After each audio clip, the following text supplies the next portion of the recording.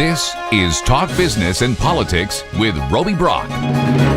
I'm Roby Brock. Welcome to Talk Business and Politics Daily. It's Monday, July 25th. Let's check out today's top stories. An effort is forming to oppose ballot initiatives that would legalize medical marijuana, saying it would lead to increased use of the drug for non-medical purposes and eventually full legalization. The Coalition for Safer Arkansas Communities is formed, and it includes members of law enforcement, the business, education, and medical communities. Expect to see a PR and paid advertising challenge to the two medical marijuana proposals this fall. As part of a renewed capital program, Southwestern Energy plans to reboot hiring and bring back employees laid off earlier this year, including a boost of activity in Arkansas's Fayetteville shale play. A spokesman for Southwestern Energy confirmed this. You can read more on the positive developments at talkbusiness.net. Representative Sheila Lampkin of Monticello died Saturday, July 23rd, days after announcing that she would not run for re-election because of ovarian cancer. Lampkin, age 70, was serving her third term representing District 9 in the Arkansas House of Representatives, which encompasses most of Drew County and part of Ashley County. She was vice chair of the House Education Committee. And those are your top stories of the day. You can check out a full read on those articles and much more on our website at talkbusiness.net. After the break, we talk politics with John Brummett of the Arkansas Democrat-Gazette. Then we're going to crawl through the latest state jobless report. What jobs are on the rise? Plus, we'll talk politics with Rex Nelson and Skip Rutherford. We're back after this. First Security is here. Only here. So that means we're here, here, and here. Even here. And definitely here. Because here is where we want to be for you. First Security Bank. Only in Arkansas. Arkansas's most abundant natural resource provides the core asset for Deltic Timber Corporation. In addition to the sustainable yield stewardship of its well-stocked timberlands, Deltic adds value by integrating its efficient wood products manufacturing facilities, as well as through planned development of commercial and residential real estate. Deltic Timber Corporation, creating value for a growing Arkansas.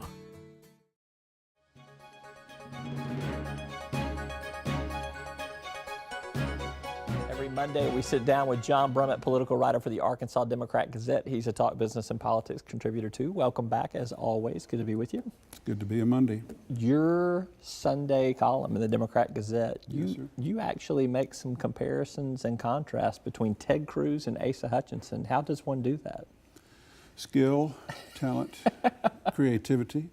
I didn't really, did I? Basically, I set out to say that Ted Cruz, though he didn't have to show up at all, he could have done as Kasich did, had a legitimate matter of conscience for not extending his presentation to a full-throated actual endorsement. And then I contrasted that with our governor, of whom I said here just a week ago, when he pillows his head at night, he's not really for Donald Trump. Well, he goes straight away that night or the next night, and has us believe that that's so. That he actually went so far as to say, right leader for our time, and a transparent leader, albeit one who's not shown us his taxes. I don't know if he meant it, but I think it's noteworthy that he said it. And I have noticed this trend with my friend Governor Hutchinson. I think he sort of played footsie with moderates like me until he got the private option passed. And now I think he's turning loose his inner right wing. You think? I think that's what's happening. Yeah. You think this is throwback Asa is what you're saying? So. Yes, I do. All right, well, we'll see if you're right about that. There will be some that will dispute that. Let's talk about Donald Trump coming out of the GOP convention. Midnight in America is how some described it. Yet we see polls this morning that he may have gotten a little bit of a bump. A little bit. You know, most bumps are bigger than what we're showing for him, but yeah, a little. And I think it's not the tone. The tone, this midnight in America or darkness has beset us. That's not what did it. I think the security issue generally. And when he gives a speech about they're coming to get us and we're all going to be dead unless you elect me, and then in Munich there's a shooting the next day, that sort of, I always look at those tragic reports and think there's a point or two for Trump, because that's sort of what he's going for. So yeah, I think it's the security issue. The tone of his speech left a vast field of America to Secretary Clinton if she has the gumption and the skill to take it. Tell me a little bit more about that. I don't want to spoil your Tuesday column, but I think that's the premise of your Tuesday column. It is.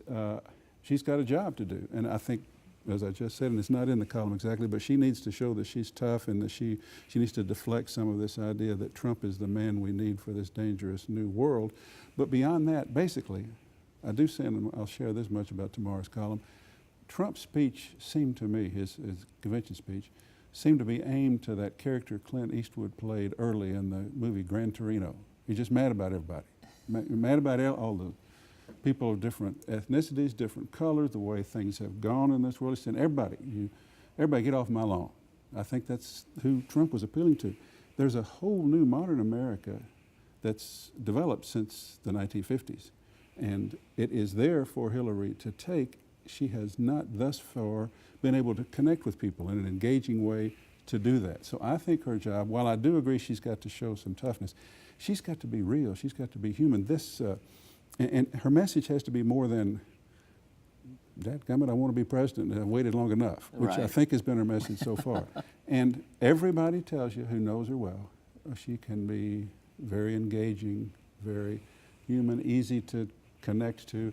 Nobody's seen that in her public campaign, and somehow it's got to be conveyed in her Thursday night, which is a big moment. So this week, the Democratic National Convention kicks off in Philadelphia. It's off to a rocky start because of this new email scandal. And you've got the Bernie Sanders supporters. I mean, they've shouted down Debbie Wasserman Schultz at their Florida delegation meeting this morning, poised to create more chaos this week, don't you think? Yeah, it's we're visiting at mid-afternoon on Monday. In a few hours, someone will step forward and be the chairman of the convention, because Wasserman Schultz, thankfully, is not going to go up there, because if she had, we would have had a chorus of boos unheard in recent times at conventions, and she would not have been able to speak, and that would have been since last week. Well, no, it would have been more deafening than what happened to Trump. I mean, to Cruz. So. I don't know. What a political time. But in a few hours, Sanders is going to make a speech, and he is going to say, as he said this morning, after he talks about his vision and the revolution, he's going to say, however, listen to me, disciples. This Trump is so bad, we've got to be for Hillary Clinton. And they booed him this morning. Yeah. How does it play tonight? Do you want to start your convention with the person you defeated, attempting to do the unifying thing and call for support for you, and then have him jeered at your convention? This whole email thing, and it may not be over yet. May not be over. Do you know? By the way, I write a Wednesday online column, and I wrote it about the emails and this leak of DNC emails, and I decided it's not going to hold. Let's put it out today, So it's out today because this situation is so fluid. But the latest, there are serious pieces of reporting about Russian hackers and whether this was done and timed to try to enhance Trump at the behest of Russian manipulators of our election. You believe that? I don't necessarily believe it, but you ought to read an Isikoff story a Michael Isikoff story this afternoon. It's just, what a year in politics. What an incredible, who could have guessed any of this kind of thing is happening? I do know that in the modern technology, everything we say online, or everything we say in emails, is subject to somebody in a distant land knowing what it is. Yeah. That's the cautionary tale. I think it would be a lot of fun if we could get some RNC emails about Trump too. I think there would be some color in some of those. Yes, it would. Some of those. All right. He's John Brummett. You can catch him in the daily Arkansas Democrat-Gazette and online at arkansasonline.com. Thank you so much. Thank you as Good always. to be with you. After the break, we're going to run through the latest Arkansas employment report, which jobs are hot, which ones are not. This is Talk Business and Politics Daily.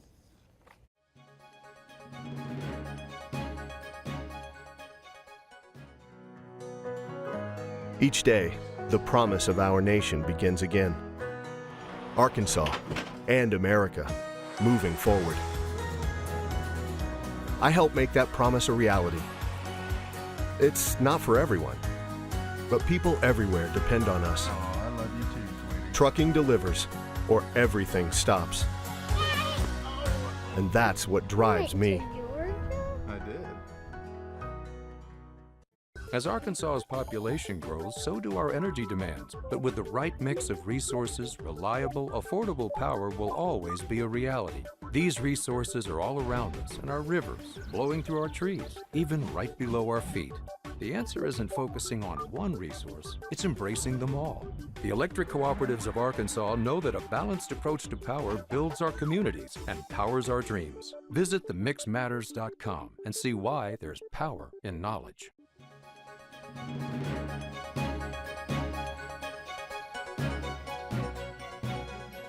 Time to go inside the numbers for a look at the latest jobless report and employment figures from June for the state of Arkansas. June's jobless rate held steady from May at 3.8%. It's down a full 1.5 from a year ago when the unemployment rate stood at 5.3%. Boring down into some key sectors of the economy, professional and business jobs are up 8,200 workers from a year ago. Strong growth in that category, which includes company management and some startup activity. In the combined education health sector, we see net job growth of 6,900 workers, primarily in the healthcare field. Trade, transportation, and utilities make up the biggest sector of jobs in the Arkansas economy. It's good news here. Those jobs have grown by a net positive of 5,000 in the last 12 months. And on the downside, we see the hard-hit mining and logging industries, which includes energy jobs in the Fayetteville shale play. It's down by 1,400 workers over the past year. Now, you can keep up with more of this type of information and analysis on these types of stories at our website at talkbusiness.net. A quick word from our sponsors, and we go back to the round table for a round of Rex Nelson and Skip Rutherford. We'll talk politics after this.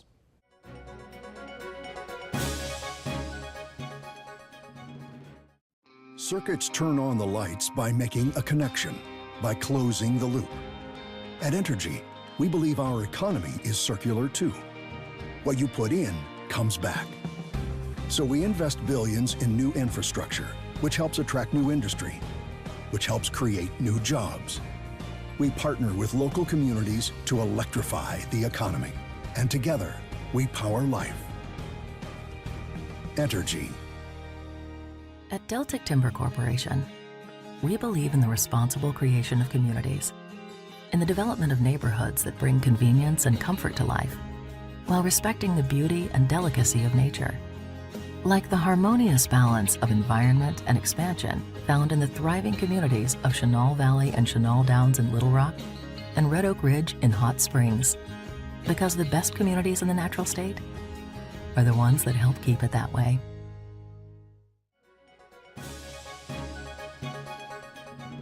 On Sunday's TV edition of Talk Business and Politics, I sat down with two of the biggest political animals in Arkansas, Skip Rutherford and Rex Nelson. Let's dip into that conversation. The Republicans were not united after the Cleveland convention. Are the Democrats united going into Philadelphia? Bernie Sanders has endorsed. You're going to see all the former presidents. You're going to see a lot more unified front. But are the Democrats unified, Skip? Well, I think the Democratic candidates are more unified. I'm not sure that the young people who felt the burn are there yet.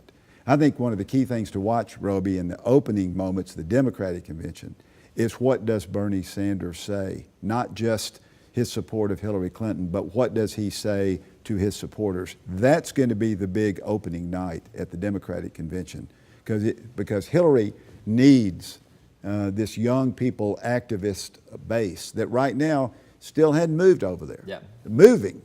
Republican convention probably helped them some, but they're waiting to hear from Bernie Sanders. That's going to be the big moment Monday night. What does Bernie say? How does he say it? It's going to be interesting to watch. And after Cruz, all expectations are off. Because again, who would have ever thought Ted Cruz would have done what he did? I certainly didn't. Yeah. So I think Bernie Sanders will be strong. I hope he's strong. But that's the thing to watch Monday night. How about you, Rex? And what if if they are fairly unified, what do they need to get out of the convention in Philadelphia? They are fairly unified, but as Skip said, they're not totally unified, and there's still a lot of chance for drama. But what they have to try to get is start building some trust back for Mrs. Clinton. I mean, her numbers are low right now. She has had a very bad summer. Like I said, both candidates have nominees that people just don't like, and they've got to start building her numbers back somehow while they're in prime time for 4 consecutive nights next week. We saw a lot of Hillary bashing in the GOP convention. Are we going to see an equal amount of Trump bashing at the You better believe it. Yeah, I think you'll see a lot of Trump bashing. What's going to be interesting to see is what we see out in the streets. That was the most pleasant surprise in Cleveland, is that we didn't have problems in the streets. There were something like 24 arrests all week. There were more than that when the Republicans went to New York, and I was there 12 years ago, and in Philadelphia 16 years ago. No, I was one of the ones being spit on. He was too busy checking out all the restaurants so he could write first block. Right. What do you think that the Democrats have to get out of the convention in Philadelphia? Well, I think it's still very much wide open here. I mean, I think in terms of what they've got to get out of it is that, you know, we're really down to 11 battleground states. That's where this is. So this is about getting the base united, voting heavily. There's going to be a lot of uplifting that needs to be done. You're going to have to get young people engaged. I think you're going to see a more inspiring convention, and probably even more inspiring than we thought after watching the Republican convention. So I think the Democrats... Does this go back because you thought this was the Midnight in America speech? It has been kind of labeled in terms of what Donald Trump's vision for where America is at, and you're going to see something different with Hillary Clinton? That's kind of what I would predict, but I would have never predicted Midnight in America or Ted Cruz or Donald Trump getting as far as he did. So take my predictions with a grain of salt. Remember, I told Bill Clinton not to run for president. So, but that's what I predict, that you're going to see a more inspiring convention. Yeah, 30 seconds, Rex. I'll give you the last word. Boy, it's hard to predict after last week. I think we will see some curveballs. I think we will see some surprises. I don't know what they'll be, but I think the ratings will be up because the Republicans were such good theater. Now, average Americans are going to expect good theater from the Democrats in Philadelphia No this pressure. week. No pressure at all. No pressure. All right, well, it's going to be a lot of fun, and we're going to get together and probably talk about it post-convention too. So Rex Nelson, Skip Rutherford, thank you both so much. That's Rex Nelson and Skip Rutherford. You can catch their full interview on our website at talkbusiness.net. That's all for today's Talk Business and Politics Daily. Thank you for watching. Check us out online at talkbusiness.net for the latest in business and politics. Plus, follow us on Twitter at TB Arkansas or on Facebook or LinkedIn. Just plug in Talk Business and Politics to find us and follow. If you want to receive our daily email newsletters, they're free, and you can receive them every morning in your inbox before 7 a.m. Just email me at roby@talkbusiness.net, and I'll sign you up. And if you want to listen to a podcast of this show, perhaps on your commute to and from work, we're in the iTunes Store and on Stitcher, or just play us through your smartphone. I'm Roby Brock. We will see you tomorrow. Until then, take care.